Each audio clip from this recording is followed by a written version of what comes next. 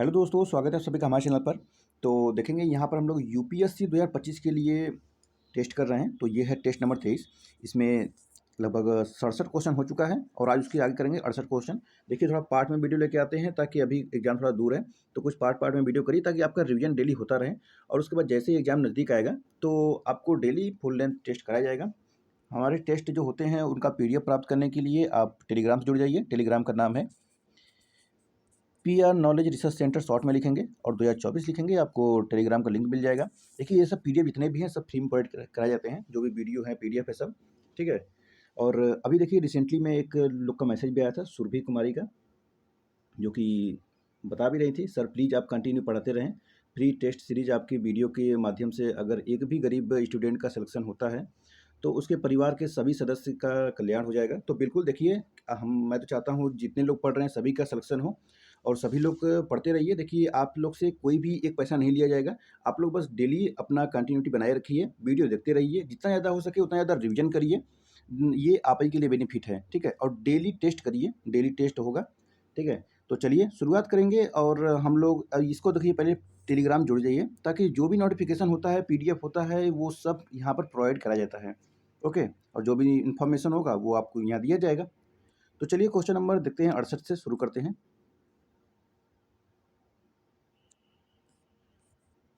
चलिए, आपके सामने क्वेश्चन नंबर 68 है। इसके पहले का जो क्वेश्चन छूटा हुआ है वो आप जाकर दूसरे वीडियो में देख लीजिए। प्लेलिस्ट बना हुआ है 2025 के नाम से, ओपन करेंगे। चलिए, क्वेश्चन नंबर 68 आपको दिख रहा होगा।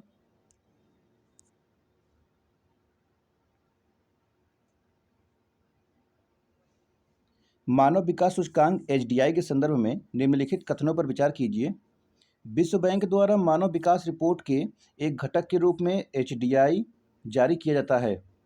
और दूसरा कथन है, यह स्वास्थ्य, शिक्षा और जीवन स्तर के आधार पर मानव विकास के प्रमुख आयामों में औसत उपलब्धि को मापता है।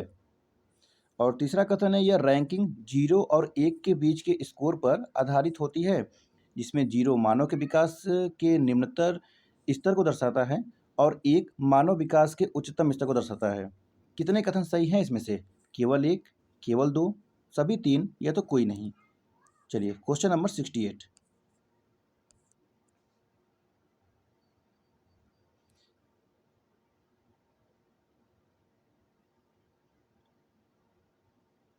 कह रहा है कि विश्व बैंक द्वारा मानव विकास रिपोर्ट के एक घटक के रूप में HDI जारी किया जाता है। ये विश्व बैंक करता है, ये UNDP करता है। विकास की बात कर रहा है ना, तो UNDP करता है। UNDP क्या है? संयुक्त राष्ट्र संयुक्त राष्ट्र विकास कार्यक्रम, ठीक है, संयुक्त राष्ट्र विकास कार्यक्रम। वही दूसरा कथन है इसमें, यह स्वास्थ्य, शिक्षा और जीवन स्तर के आधार पर मानव विकास के प्रमुख आयामों में औसत उपलब्धि को मापता है। तो दूसरा कथन इसमें सही है कि ये इसको आयामों को मापता है, किसको? स्वास्थ्य, शिक्षा और जीवन को।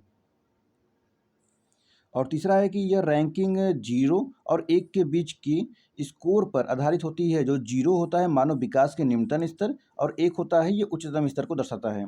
तो दूसरा भी कथन सही है। मतलब इसमें पहला कथन गलत हुआ है, दूसरा सही है, तीसरा सही है। तो कुल मिला के 2 कथन सही हुए हैं, तो ऑप्शन नंबर बी लग जाएगा, ठीक है। ऑप्शन नंबर इसमें बी करेक्ट हो जाएगा।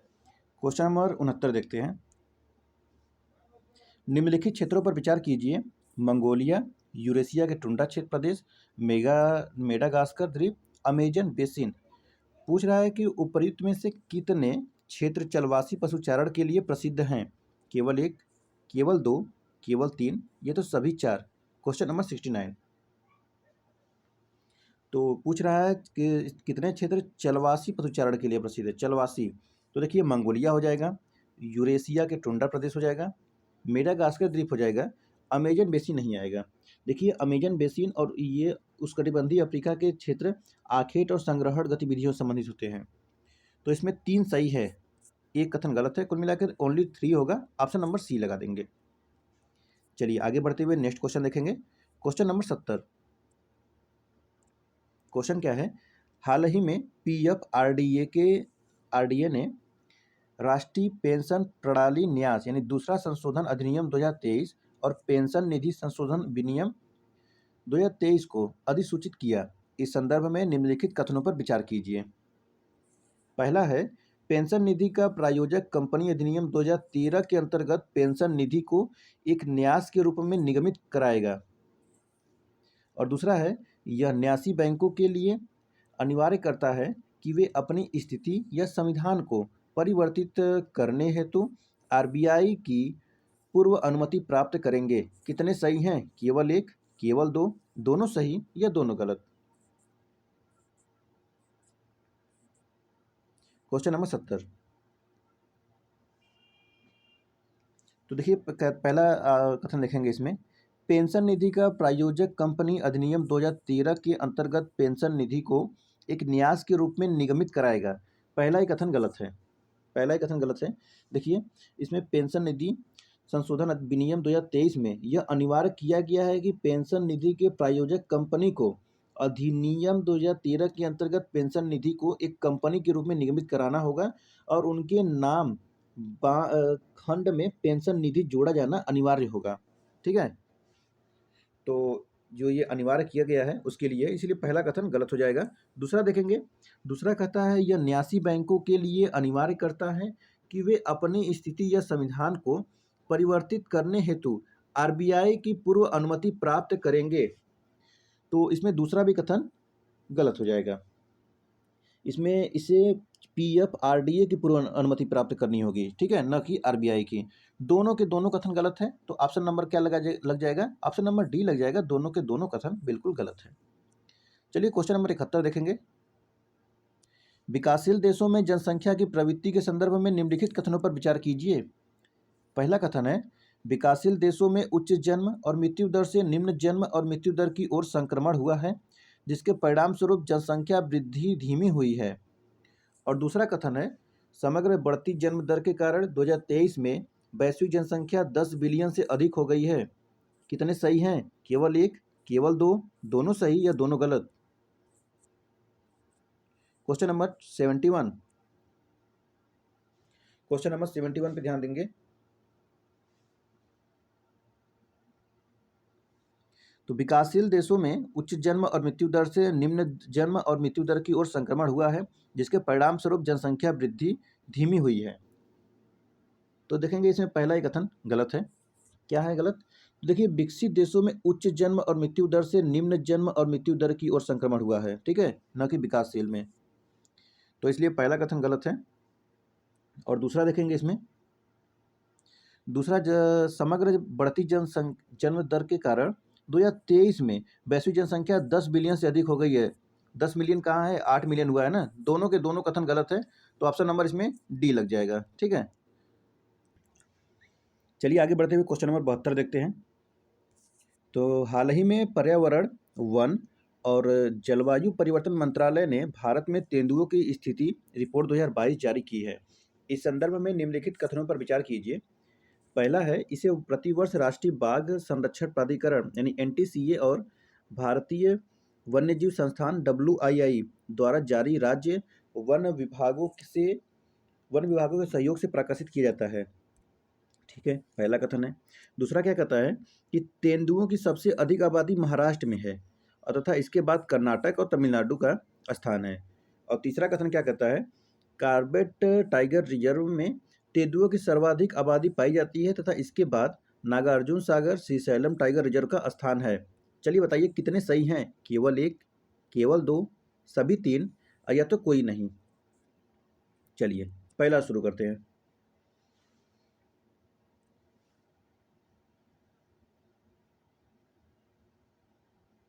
पहला कहता है, इसे प्रतिवर्ष राष्ट्रीय बाघ संरक्षण प्राधिकरण यानी एनटीसीए और WII, इसका क्या है, भारतीय वन्य जीव संस्थान द्वारा जारी वन विभागों के सहयोग से प्रकाशित किया जाता है। क्या सही है?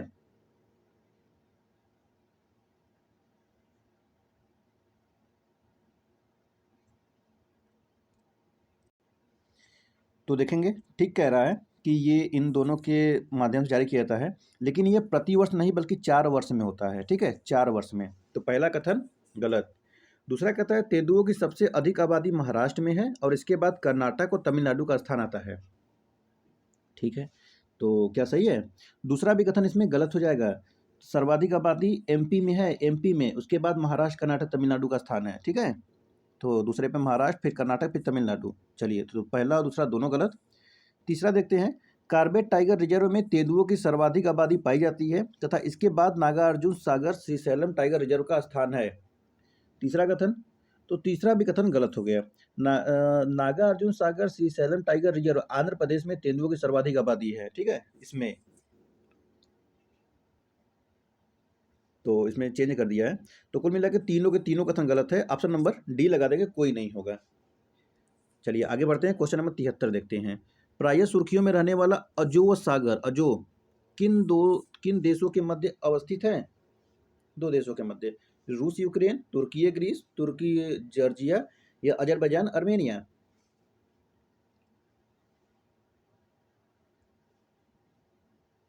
ये देखेंगे रूस और यूक्रेन हो जाएगा, ऑप्शन नंबर ए लगा देंगे। चलिए क्वेश्चन नंबर 74 देखेंगे। हाल ही में एशिया और पैसिफिक मामलों के संयुक्त राष्ट्र आर्थिक एवं सामाजिक सहयोग ESCAP ने SDG प्रगति रिपोर्ट 2024 प्रकाशित की है। इस संदर्भ में निम्नलिखित युग्मों पर विचार कीजिए। SDG और लक्ष्य दिया हुआ है। SDG 2 है भुखमरी की समाप्ति, SDG 4 है लैंगिक समानता, 6 है गुणवत्तापूर्ण शिक्षा और 7 है स्वच्छ ऊर्जा। चलिए, और बताना क्या है, कितने युग्म सम्मिलित हैं? केवल 1, केवल 2, केवल 3 या तो सभी 4। SDG से हर बार क्वेश्चन पूछता है। तो देखेंगे इसमें SDG का है भूखमरी, गरीबी भूखमरी को समाप्त करने के लिए होता है ना। तो ये पहला, और जो SDG 2 है ये है भूखमरी की समाप्ति, ठीक है। दूसरा कहता है कि लैंगिक समानता देखिए SDG 5 में होगा ना, SDG 4 में नहीं है। SDG 4 में है गुणवत्तापूर्ण शिक्षा के लिए बात करता है, गुणवत्तापूर्ण शिक्षा के लिए बात करता है। तो दूसरा वाला कथन गलत हो गया। और 6 में क्या है, तो 6 भी गलत हो जाएगा ना 6 में। तो 6 में देखिए ये है किफ़ायती पेयजल है, किफ़ायती पेयजल है। तो तीसरा भी कथन गलत हो गया।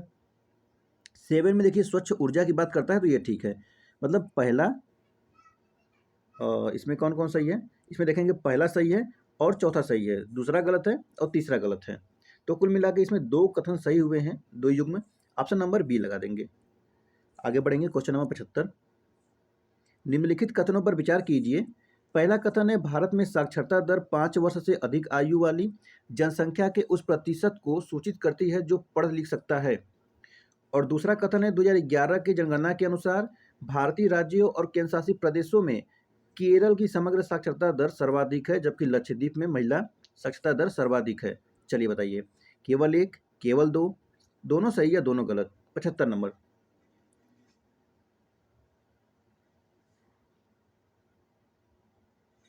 चलिए ध्यान दीजिएगा, भारत में साक्षरता दर 5 वर्ष नहीं बल्कि 7 वर्ष का होगा। 7 वर्ष की आयु वाली जनसंख्या के उस प्रतिशत को सूचित करती है जो पढ़ लिख सकता है, सही है, ठीक है। दूसरा है, 2011 की जनगणना के अनुसार भारतीय राज्यों और केंद्रशासित प्रदेशों में केरल की समग्र साक्षरता दर सर्वाधिक है जबकि लक्षद्वीप में महिला साक्षरता सर्वाधिक है। तो दूसरा कथन इसमें गलत हो जाएगा, दूसरा भी कथन इसमें गलत हो जाएगा। मतलब पहला भी गलत है और दूसरा भी गलत है। दूसरा क्यों गलत है, तो देखेंगे केंद्र शासित प्रदेश में, भारतीय राज्यों और केंद्र शासित प्रदेश दोनों में अगर देखेंगे तो महिला साक्षरता दर लगभग 93 और 91 है। क्रमशः देखेंगे तो किसका स्थान आता है, केरल का स्थान आता है इसमें दोनों में ही। तो लक्षद्वीप नहीं आएगा बल्कि केरल ही रहेगा। तो दोनों के दोनों ही कथन गलत है। ऑप्शन नंबर इसमें डी लगा देंगे, ऑप्शन नंबर डी लगा देंगे। चलिए आगे बढ़ेंगे, 76 नंबर देखेंगे। निम्नलिखित शहरों में से कौन सा एक भूमध्य सागर के किनारे अवस्थित है? भूमध्य सागर के किनारे, काहिरा, हाइफा, अम्मान या दशमिक? चलिए अच्छा, ये तो हाइफा है, हाइफा। इससे सटे देश के नाम बताइए मुझे, कमेंट बॉक्स में इसके सटे देश से नाम बताइए, देश के। थोड़ा सा आप लोग भी थोड़ा मेहनत किया करिए, सर्च किया करिए थोड़ा सा। 77 नंबर। अब मैं कुछ क्वेश्चन पूछूंगा ऐसे जो कि आप कमेंट बॉक्स में उसका आंसर देंगे। निम्नलिखित में से किस राज्य में 200 वर्ष पुरानी बांस ड्रिप सिंचाई प्रणाली प्रचलित है? असम, अरुणाचल प्रदेश, मेघालय, मणिपुर। तो ये हो जाएगा मेघालय, ठीक है, मेघालय। देखिए बांस ड्रिप प्रणाली यहाँ पे है, बांस से बनी हुई वो रहती है, तो ये हो जाएगा मेघालय। अब मुझे थोड़ा सा यहाँ पे देख रहे होंगे, असम, अरुणाचल प्रदेश, मेघालय, मणिपुर, इन सब के कैपिटल बता दीजिए थोड़ा, तो कैपिटल। असम का कैपिटल, अरुणाचल प्रदेश का, मेघालय का, मणिपुर का। ऑप्शन नंबर सी इसका करेक्ट है।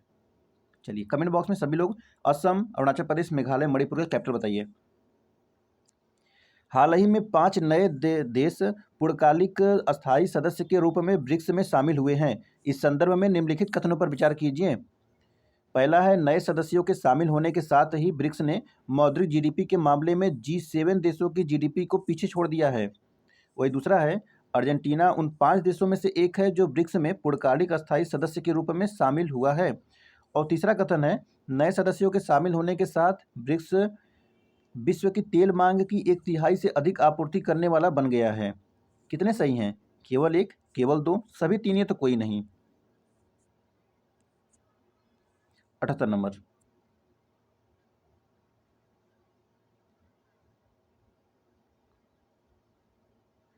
पहला कहता है कि नए सदस्यों के शामिल होने के साथ ही ब्रिक्स ने मौद्रिक जीडीपी में मामले में G7 देशों को जीडीपी के पीछे छोड़ दिया है। क्या सही है? पहला ही कथन गलत है। देखिए, ब्रिक्स ने क्रय शक्ति समानता यानी कि क्या होता है पीपीपी के मामले में ग्रुप 7 यानी G7 को पीछे छोड़ दिया है। अब वैश्विक सकल घरेलू उत्पाद में यानी जीडीपी में ब्रिक्स की हिस्सेदारी 35.6% है। कितना है? 35.6% है। और जबकि G7 की है 30.3%। तो इसलिए पहला कथन गलत हो जाएगा। वही दूसरा कहता है, अर्जेंटीना उन 5 देशों में से एक है जो ब्रिक्स में पूर्णकालिक अस्थायी सदस्य के रूप में शामिल हुआ है। क्या सही है? इसका नाम सुना था क्या? दूसरा भी कथन गलत हो जाएगा।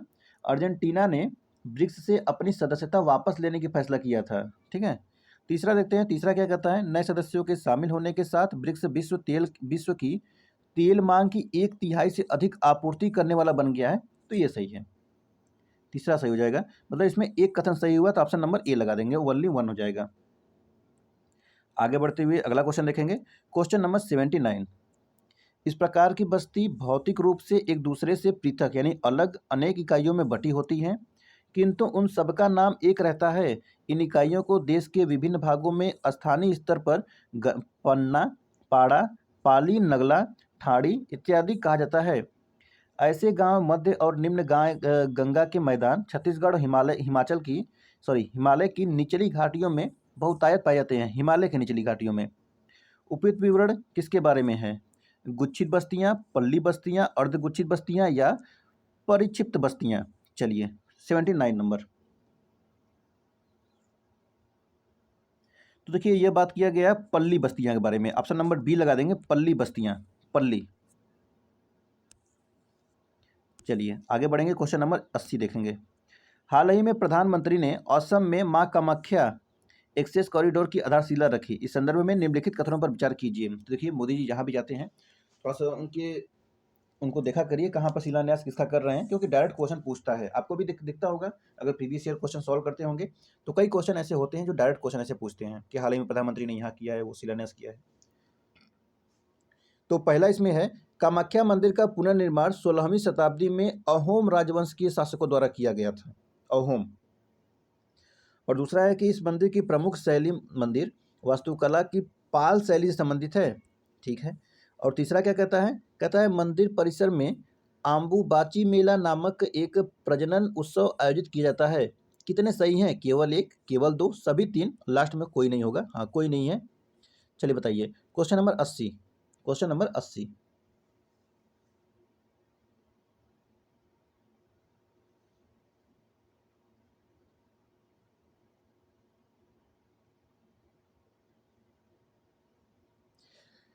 कहता है कामाख्या मंदिर का पुनर्निर्माण 16वीं शताब्दी में अहोम राजवंश के शासकों द्वारा कराया गया था। 16वीं शताब्दी में पुनर्निर्माण।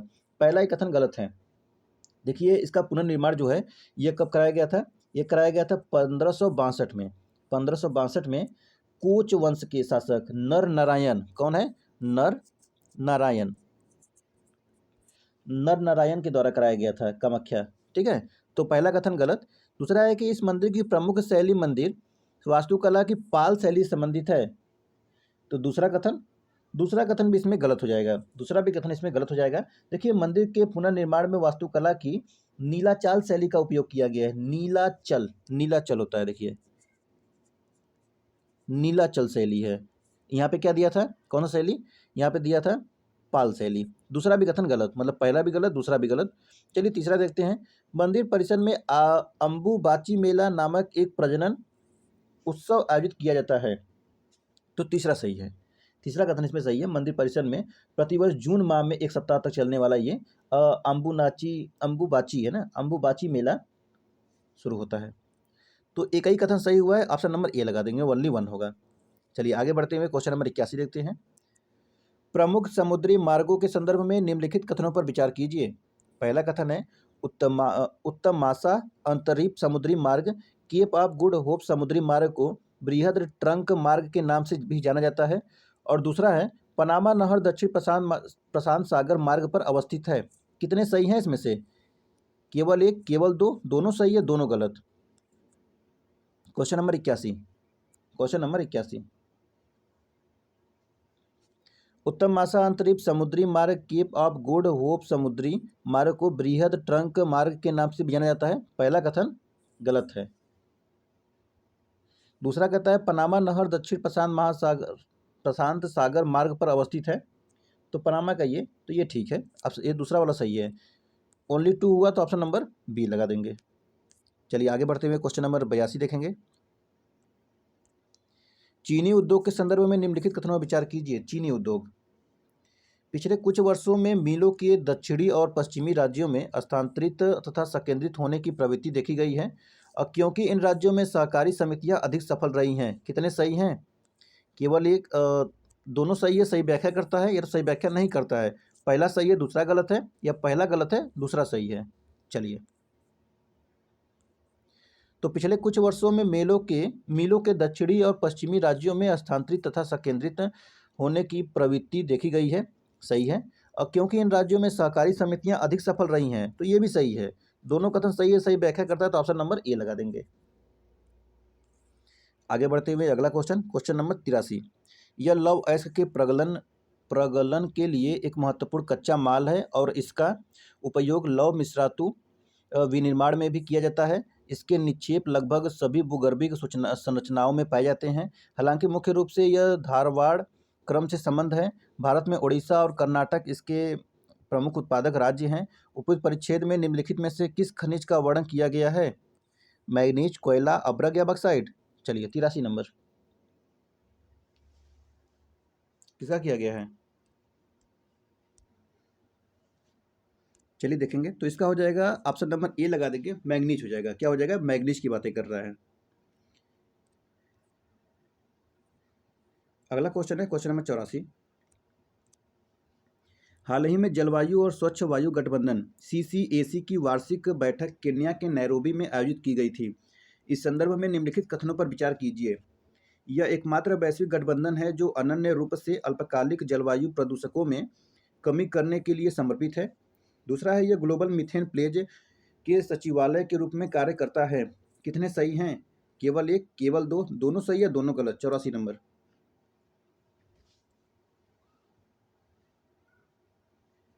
यह एकमात्र वैश्विक गठबंधन है जो अनन्य रूप से अल्पकालिक जलवायु प्रदूषकों में कमी करने के लिए समर्पित है। ठीक है। दूसरा है यह ग्लोबल मीथेन प्लेज के सचिवालय के रूप में कार्य करता है, तो यह भी ठीक है। दोनों सही है, तो ऑप्शन नंबर सी लगा देंगे। दोनों के दोनों कथन बिल्कुल सही है। चलिए 85 नंबर देखेंगे। निम्नलिखित पर विचार कीजिए। पहला है अशोधित जन्म दर, अशोधित मृत्यु दर, अप्रवास और उत्प्रवास। बताना है कि उपयुक्त में से कितने जनसंख्या की प्राकृतिक वृद्धि दर के घटक हैं? केवल एक, केवल दो, केवल तीन है, तो सभी चार। 85 नंबर।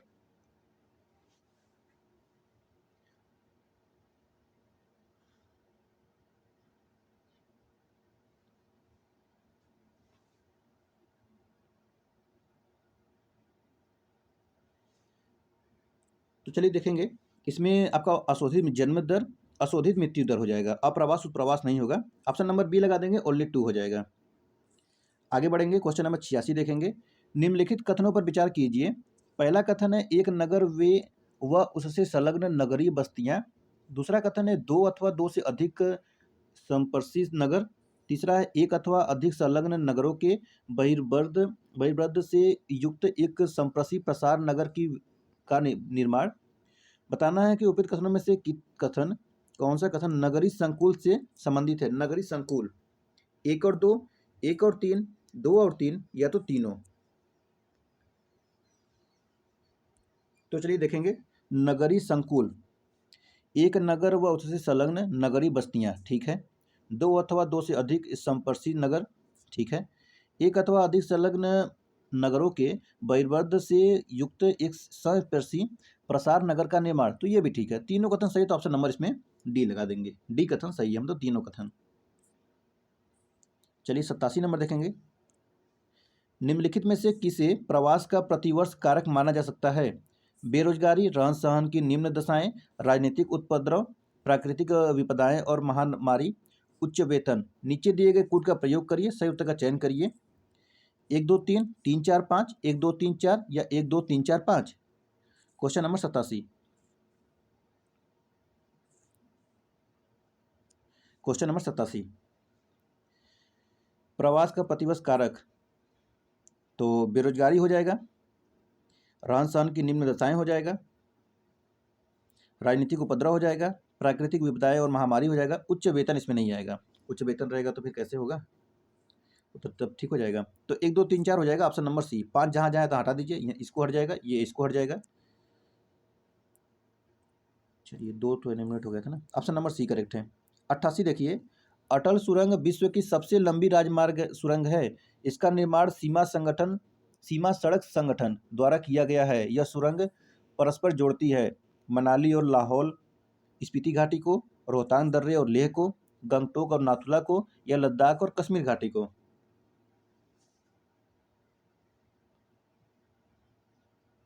देखिए इसमें गंगटोक तो नहीं आएगा, ठीक है।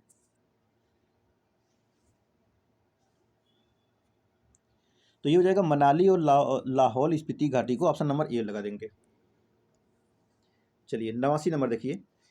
हिमालय के पर्वतीय क्षेत्रों में गुज्जर, बकरवाल, गद्दी और भोटिया जैसी कुछ जनजातियां प्रत्येक ऋतु में अर्थात ग्रीष्म ऋतु में मैदानी क्षेत्रों से पर्वतीय क्षेत्रों की ओर तथा शीत ऋतु में उच्च तुंगता वाले चारागाहों से मैदानी क्षेत्रों की ओर प्रवास करती हैं। कितने सही हैं? किस कृषि पद्धति का वर्णन किया गया है? खाद्य संग्रहण, झूमिंग, पशुचारण या ऋतु प्रवास? तो यह किया गया है किसका? यह किया गया है ऋतु प्रवास का, ऑप्शन नंबर डी लगा देंगे, ऋतु प्रवास, ठीक है। चलिए क्वेश्चन नंबर देखेंगे 90। भारत में जनसंख्या वृद्धि की प्रावस्थाएं और विवरण दिया हुआ है। चलिए 1901 से 21 में जनसंख्या की स्थिर वृद्धि की अवधि, 1921 से 51 में जनसंख्या विस्फोट की अवधि, 52 से 81 में स्थिर जनसंख्या वृद्धि दर की अवधि, और 81 में विशाल जनसंख्या किंतु क्रमिक मंदी। बताना है कितने सही हैं? केवल 1, केवल 2, केवल 3 है तो सभी 4। चलिए पहला ठीक है, 1901 से 1921 में जनसंख्या की स्थिर वृद्धि की अवधि थी, ठीक है, जनसंख्या की स्थिर वृद्धि की अवधि। दूसरा कहता है 1921 से 51 में जनसंख्या विस्फोट की अवधि थी। जनसंख्या विस्फोट देखिए इसमें नहीं हुआ था, ये लगभग इसमें मंदी का हाल था, तो दूसरा कथन गलत हो जाएगा। 1952 से 81 में लिखा हुआ है स्थिर जनसंख्या वृद्धि दर की अवधि, तो तीसरा भी सुमेलित नहीं है। चौथा 1981 का, तो 1981 के विशाल जनसंख्या क्रांतिक किंतु क्रमिक मंदी, तो ये ठीक था। मतलब 1 और 3 सही, 1 और 4 सही है, 2 और 3 गलत है। तो ऑप्शन नंबर इसमें क्या लगा देंगे? बी लगा देंगे, ओनली 2 होगा। आगे बढ़ते हुए 91 देखेंगे। शहरी विकास के संदर्भ में निम्नलिखित कथनों पर विचार कीजिए। पहला है शहरी गरीबों के लिए आश्रय में वृद्धि। दूसरा है महिलाओं की मूलभूत सेवाओं तक पहुंच में सुधार। तीसरा है वैकल्पिक परिवहन प्रणालियों का उन्नयन। उपरोक्त में से कितनी संयुक्त राष्ट्र विकास कार्यक्रम की शहरी रणनीति के अंतर्गत उपबंधित प्राथमिकताएं हैं? केवल 1, केवल 2, सभी 3 है तो कोई नहीं। 91। शहरी गरीबों के लिए आश्रय में वृद्धि, ठीक है। महिलाओं की मूलभूत सेवाओं तक पहुंच में सुधार, ठीक है। वैकल्पिक परिवहन प्रणालियों का उन्नयन, ये भी ठीक है। ऑप्शन नंबर सी लगा देंगे, तीनों के तीनों कथन सही है। चलिए 92 नंबर। हाल ही में भारत के 22वें विधि आयोग ने महामारी रोग अधिनियम 1897 की एक व्यापक समीक्षा शीर्षक के साथ रिपोर्ट प्रस्तुत की। इस संदर्भ में निम्नलिखित कथनों पर विचार कीजिए। पहला है महामारी रोग अधिनियम 1897 के तहत महामारी को परिभाषित करने के साथ साथ प्रकोप महामारी और विश्वव्यापी महामारी के बीच अंतर स्पष्ट किया गया है। और दूसरा है महामारी रोग संशोधन अधिनियम 2020 जिसे कोविड महामारी के बाद पारित किया गया था, स्थानीय सरकारों को महामारी के प्रसार को रोकने की शक्ति प्रदान करता है। कितने सही हैं? केवल एक, केवल दो, दोनों सही है, दोनों गलत? चलिए बताइए कितने सही हैं इसमें से। महामारी रोग 1897 के तहत महामारी को परिभाषित करने के साथ साथ प्रकोप महामारी और विश्वव्यापी महामारी के बीच अंतर स्पष्ट किया गया। क्या सही है? गलत है। दूसरा है महामारी रोग संशोधन अधिनियम 2020 जिसे कोविड महामारी के बाद पारित किया गया था, स्थानीय सरकारों को महामारी के प्रसार को रोकने की शक्ति प्रदान की गई थी। क्या दूसरा कथन सही है? तो इसमें दूसरा भी कथन गलत हो जाएगा, मतलब दोनों के दोनों कथन गलत है। तो ऑप्शन नंबर क्या लग जाएगा? ऑप्शन डी लग जाएगा, दोनों के दोनों कथन बिल्कुल गलत है। चलिए 93 नंबर देखेंगे। मार्केट गार्डनिंग निम्नलिखित में से किस जलवायु प्रकार से संबंधित है? मार्केट गार्डनिंग ठंडी शीतोष्ण पश्चिमी सीमांत जलवायु, या गर्म शीतोष्ण पूर्वी सीमांत जलवायु, या ठंडी शीतोष्ण महाद्वीपीय जलवायु, या ठंडी शीतोष्ण पूर्वी सीमांत जलवायु?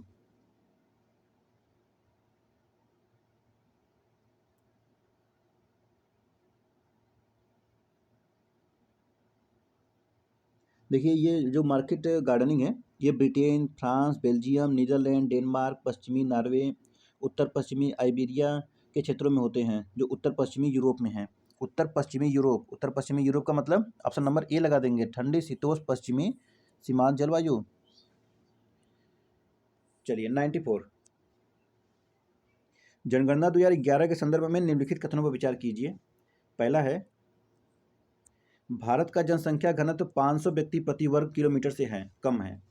और दूसरा है 2011 से पश्चिम बंगाल में जनसंख्या घनत्व सबसे अधिक है। कितना सही है? केवल एक, केवल दो, दोनों सही है, दोनों गलत? 94 नंबर।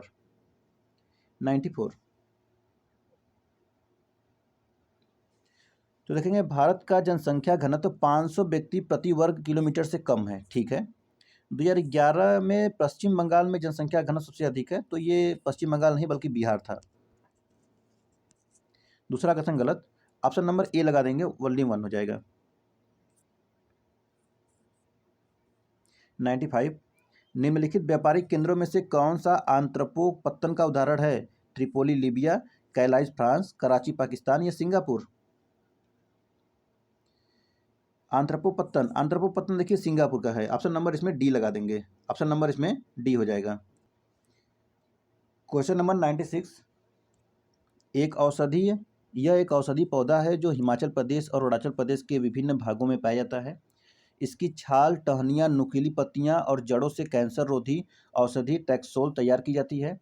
अत्यधिक दोहन के कारण ये इस प्रजाति के समक्ष अत्यधिक खतरा उत्पन्न हो गया है। उपर्युक्त परिच्छेद निम्नलिखित में से किस प्रजाति को संदर्भित करता है? हिमालय यव, रक्त पुनर्नवा, स्टोन एप्पल, या अश्वगंधा? 96। तो ये हो जाएगा, क्या हो जाएगा इसका?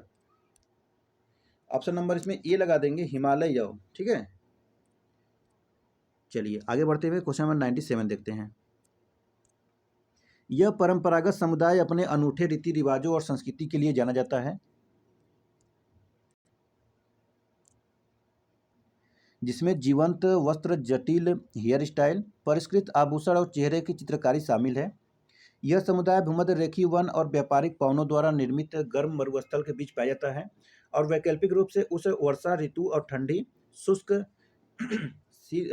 ऋतु इस क्षेत्र की विशेषता है, जिसे सूडान तुल्य जलवायु के रूप में भी जाना जाता है। उपर्युक्त परिच्छेद निम्नलिखित में से किस जनजाति का सर्वोत्तम वर्णन करता है? नीचे ऑप्शन भी दिया गया है, बताइए इसका। चलिए देखिए, तो ये रीति रिवाजों के लिए संस्कृति जाना जाता है, जीवंत वस्त्र है, हेयर स्टाइल के लिए है। ये देखिए मसाई की बात करता है, ऑप्शन नंबर ए लगा देंगे, मसाई, ठीक है। अगर मैं सही हूं तो मसाई जो है केन्या की हो सकती है, केन्या की। चलिए क्वेश्चन नंबर 98 देखेंगे। निम्नलिखित युग्मों पर विचार कीजिए। जल विद्युत परियोजनाएं और नदियां दिया हुआ है। नागार्जुन सागर गोदावरी, हीराकुंड महानदी, नरौरा गंगा और मेट्टूर बांध कावेरी। कितने सही हैं? केवल एक, केवल दो, केवल तीन है तो सभी चार। 98 नंबर। 98। नागार्जुन सागर देखिए कृष्णा नदी पे है, न कि गोदावरी नदी पे। किस पे है? कृष्णा नदी पे है। पहला कथन गलत। हीराकुंड महानदी, हीराकुंड महानदी ये ठीक है। नरौरा जो है ये गंगा, ठीक है। मेट्टूर बांध ये कावेरी, ये ठीक है। ऑप्शन सी लगा देंगे, 3 कथन सही है इसमें से। चलिए 99 नंबर, भारत में भू उपयोग वर्गीकरण और विवरण दिया हुआ है। बंजर या व्यर्थ भूमि, यह वह भूमि जो पिछले 5 वर्षों या अधिक समय तक परती या कृषि रहित है। और दूसरा इसमें क्या है? दूसरा है वर्तमान परती भूमि, वह भूमि जो एक कृषि वर्ष या उससे कम समय तक कृषि रहित रहती है। और तीसरा तीसरा है निवल बोया गया क्षेत्र, ये वह भूमि जिस पर फसलें उगाई व काटी जाती हैं। कितने सही हैं? केवल 1, केवल 2, सभी 3 है तो कोई नहीं। चलिए 99 नंबर,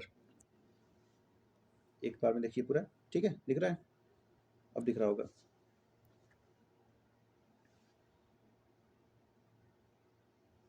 बंजर भूमि या व्यर्थ भूमि का कह रहा है वह भूमि जो पिछले 5 वर्षों या अधिक समय तक पड़ती या कृषि भूमि रहती है। क्या ठीक है? देखिए बंजर पहाड़ी भूभाग मरुस्थल ये सब होते हैं, इसमें ये अयोग्य भूमि होते हैं। ठीक है, 5 साल में ये भूमि थोड़ी ना होते हैं। पहला कथन गलत हो जाएगा। दूसरा है वर्तमान परती भूमि, वह भूमि जो एक कृषि या उससे कम समय तक कृषि रहित रहती है, तो ये ठीक है, दूसरा वाला इसमें ठीक हो जाएगा।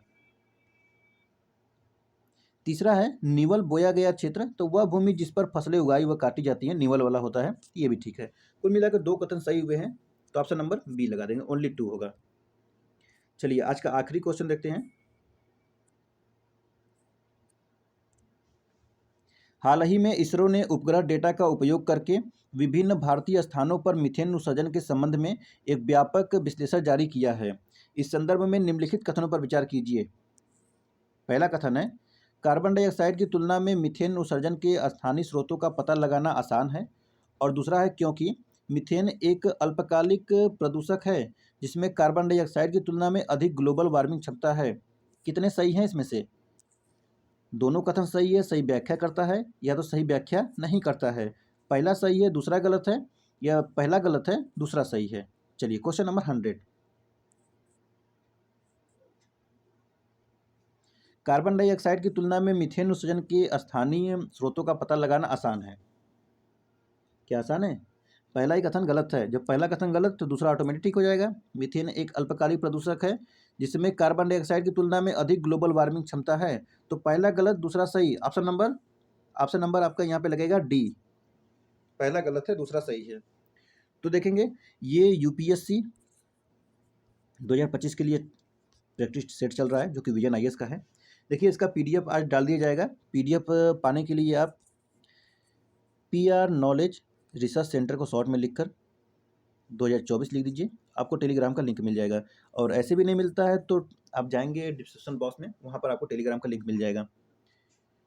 ठीक है, डेली प्रैक्टिस करिए। देखिए ये सब जितने भी पीडीएफ वगैरह हैं जो भी है सब फ्री में प्रोवाइड कराए जा रहे हैं। टेस्ट नंबर 23 चल रहा है और आप लोग डेली जो भी क्वेश्चन रहता है क्वेश्चन का आंसर दिया करिए और जो भी अपना फीडबैक हो फीडबैक भी दिया करिए, ताकि आप लोग के ये फीडबैक से और कितने लोग वीडियो देख रहे हैं, थोड़ा सा वीडियो और भी ज़्यादा लोग देखेंगे तो हम लोग को थोड़ा प्रोत्साहन मिलेगा, हम लोग उत्साहित होते हैं और भी अच्छे से वीडियो पे काम करते हैं। वीडियो ऐसे देखिए हम लोग अपना हमेशा 100% देते हैं जो भी होता है। सो देखिए मैगजीन चलाया जा रहा है ताकि आप करंट अफेयर का भी समस्या ना हो। ठीक है, और पीआईक्यू भी बहुत जितने सारे कराए गए हैं और उसके बाद डेली प्रैक्टिस तो हो ही रहा है। और इस पर एनसीईआरटी क्लास भी चल रहा है पॉलिटी के लिए, और भी एनसीईआरटी चल रही है जो क्लास 7 की है, क्लास 11th की है। तो उन सब एनसीईआरटी को भी पढ़िए, अपना बेस मजबूत करिए। तो चलिए ऐसे ही पढ़ते रहिए, डेली रिवीजन करिए। चलिए फिर मिलते हैं नेक्स्ट वीडियो में। आप सभी का बहुत बहुत धन्यवाद। जय हिंद, जय भारत।